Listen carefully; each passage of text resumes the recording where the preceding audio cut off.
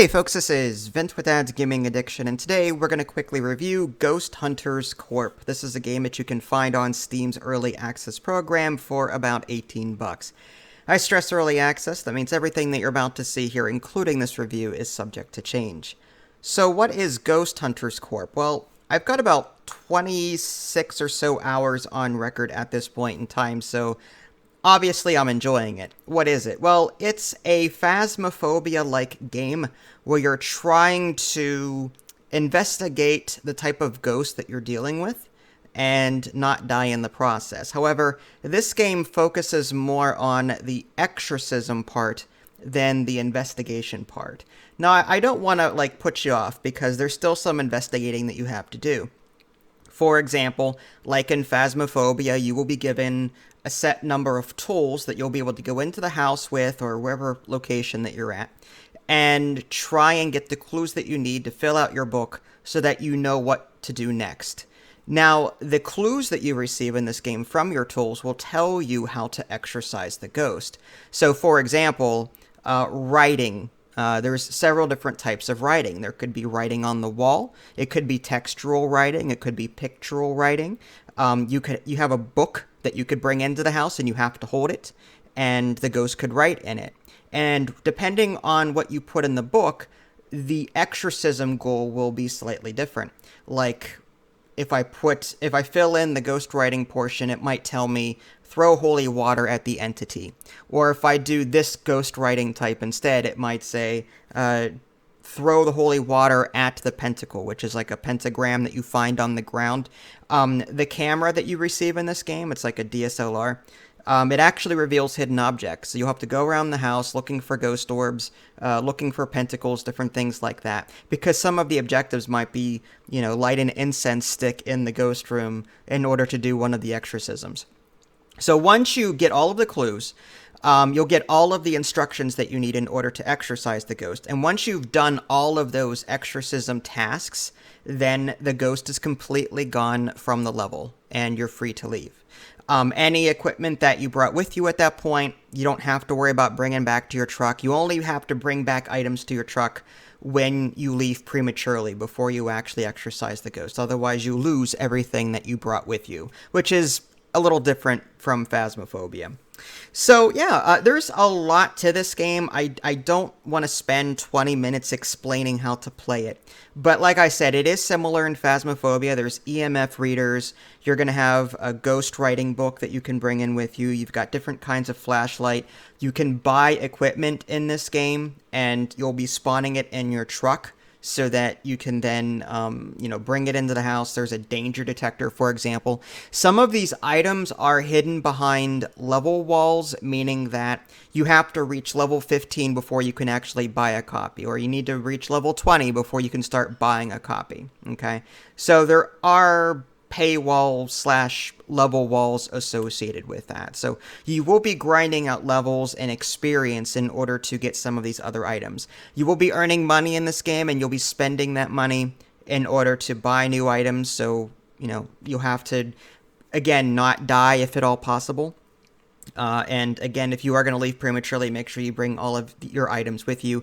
Like in Phasmophobia, you do get starter items. Only in the extreme difficulty mode, you don't get any starting items. You have to buy everything. So if you happen to die, or if you leave prematurely and don't take anything back with you, then you're going to lose a lot of stuff. Some of the big differences with this game is that, first of all, there is no safe spot. In Phasmophobia, just exiting the house, that was your safe area. In this game, running out of the house doesn't do it. The ghost will follow you outside of the house. Running into your truck, not necessarily safe. I've had the ghost bang on the door, break it down, and actually get inside the truck and try and kill someone. I had holy water and a neutrino gun. Neutrino gun, by the way, is like the Ghostbusters gun. I don't know how they're getting away with that, but it's a neutrino gun. It sounds exactly like a proton pack stream from Ghostbusters, and you can actually shoot it at the ghost. If it's not one of the exorcism types that you'll have to do, you still make the ghost disappear, but it only makes it disappear for a short period of time. It doesn't actually count toward the exorcism. But anyway, So there's 3 levels to this game, 3 different maps, and again, there are multiple difficulty modes, but those become unlocked over time. You have to be level 10 before you unlock Paranormal, which is like moderate difficulty, and you need to reach level 20 before you reach the extreme difficulty. These contracts will appear on this board, and you get to pick and choose which ones you want. They've recently patched in the ability to buy contracts by spending money there, so if you want to like bypass the waiting and wait for the right difficulty and the right map to pop up, then you can just buy the thing. That's fine. It's okay. It seems kind of pointless, honestly. The game as it stands is incredibly buggy. I've had issues with multiplayer. Sometimes people will disappear. Sometimes I'll get this bug where I'll be holding something and then my hands kind of disappear and then I can't see what I'm holding. And I figured out the way around that is find a door, open and close it, and that will reset your hand so that you can see what you're holding again.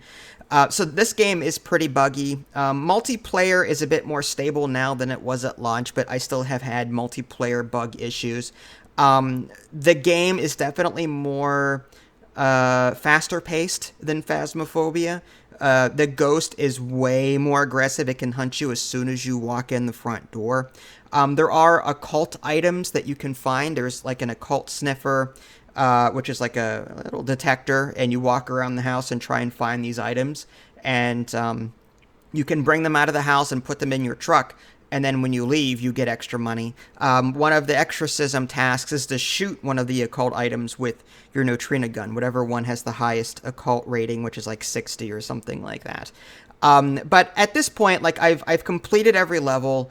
There is a house level, there is a fort level, and there's a manor. It's like a 3-story manor. The house is by far the easiest to get into, but even so, because the ghost is so aggressive, new-time players are going to get overwhelmed immediately with this. Typically, you're going to stay by the front door. And that's one of the complaints I have with this game, is that the ghost is so darn aggressive no matter what difficulty you play, and most of the time you're going to be spending your hunt at the front door, finding choke points with your repellers. You've got a Marie statue, which will repel children and revenants, I think, and then you've got a crucifix, which will repel poltergeist, demons, and shadows. So, yes, there's 5 different ghost types, and you have to identify them based on their behavior. Again, another big difference.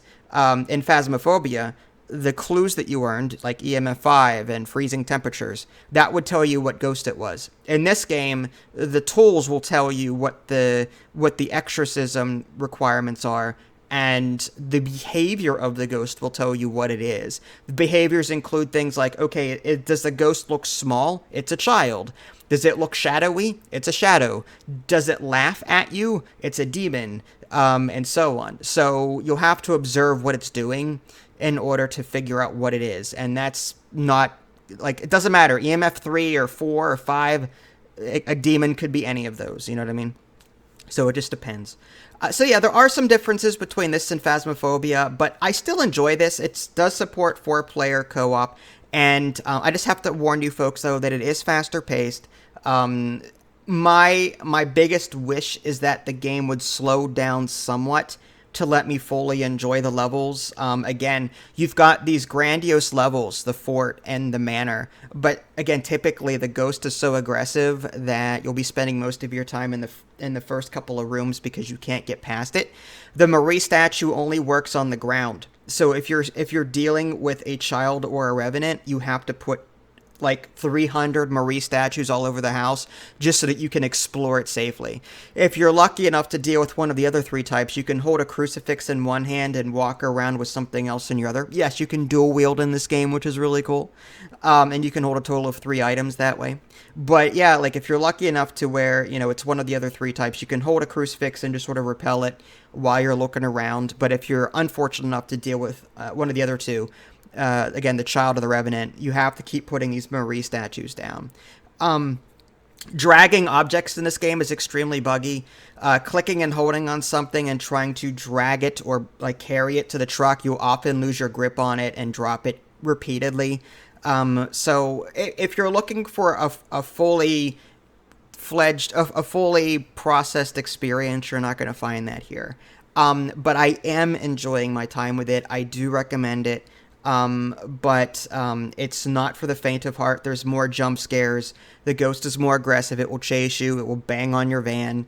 But like Phasmophobia, once you get to the behaviors and what the game throws at you, you'll be a little less scared and know what to do next. But still, like, I wish I could explore more of the manor and the fort because, you know, the ghost is just so aggressive that I typically can't enjoy the environments that the developer is creating for me. So I wish there were like modifiers, ways to tone that down a bit, and maybe make it so that you can modify it so that the ghost won't hunt for 5 minutes. That'll give you time to look around the house with your occult sniffer, find some stuff, or at least just explore the rooms and see what's what. Find the invisible items with your camera. Maybe find the ghost room, which has ghost orbs in it. Maybe find the pentacle if there is one, and so on. Or just follow the ghost around. You can actually see the ghost through your DSLR camera and take pictures of it safely. I was hoping for some modifiers like that, but again, this is early access, so I guess we'll see what happens to the game as it continues to develop. So do I recommend it? Yes, but with some caveats. If you liked Phasmophobia's slow pace, Phasmophobia is a slow burn.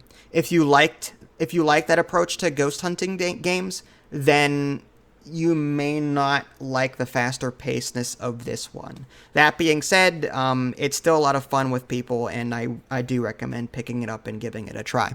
If you guys haven't already, subscribe to me on Twitch and YouTube. That way you can stay up to date with any new content I happen to publish. This is Vince. Thanks for watching, and I'll catch you next time.